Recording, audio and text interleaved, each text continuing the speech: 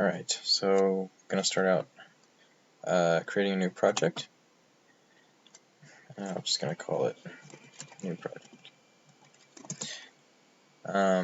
If you already have a project going and you want to make a new one, you can access the create new project option through the file menu. And this will just take a second. Alright, so again, that option is here in the new project area. So to start, you can just expand this and see that there's nothing here. So we need something to put our code in. So right click your project folder, do new Python file. Name it whatever you want, just make sure it's a Python file, hit OK. So I'm just going to put in some simple code here. Again, not going over really code in this video, just how to run it. So first off, we're going to go to add configuration, hit this plus button, Python, and then under script path, choose the folder. This should default open to your project location. You're going to expand your project and then click your file and hit OK. And hit OK here. So you can see we now have this is a configuration, this is your file, and the configuration will run the file. So you hit the play button and we can see it outputs that. So next we're going to make a second file. So again, new Python file, call it second file, and it's going to be a Python file as well, and put in a different print statement here. We hit play.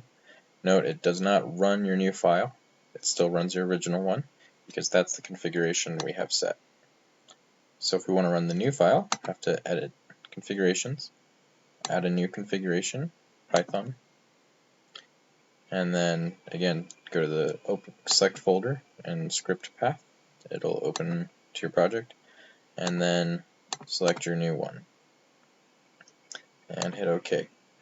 And so now you can see we have two configurations, and you can choose which one you want to run. These files don't have to be open, they don't have to be selected, anything. You just run them and it will work. So now we're going to go over another way you can run your files. So this is the built-in terminal.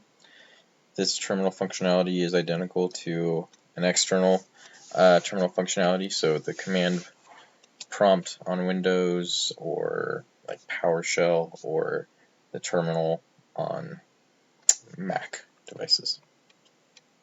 So it's by default opened up to our project's location, and so you can type Python and then the name of your file, and it will run that using Python.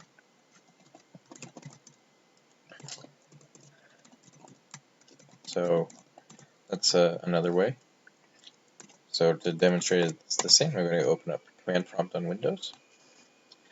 And this obviously does not open directly to my project location, so I need to change directories to get there.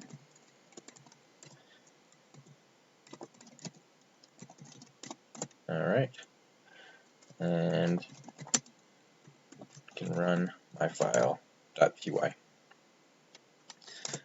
and it will work. So that might be easier for some of you. The last thing isn't actually running your code, but it is something that could be useful, so it's the Python console. And this runs Python code instantaneously. You just hit enter and it prints it out. You can create variables. So I made a is equal to 3, I put a plus 2, it evaluates Python code you put there instantaneously. And it has a helpful little feature over here which keeps track of your variables for you. So as soon as you update it, it will update over here. So you can see A changed from being 3 to being a string something. This functionality is also available in the terminal. If you just type Python and you don't enter a file for it to run, you just hit enter, it will turn into a Python console. And this is a separate console from this one, right? Like they can each have an A variable that is separate.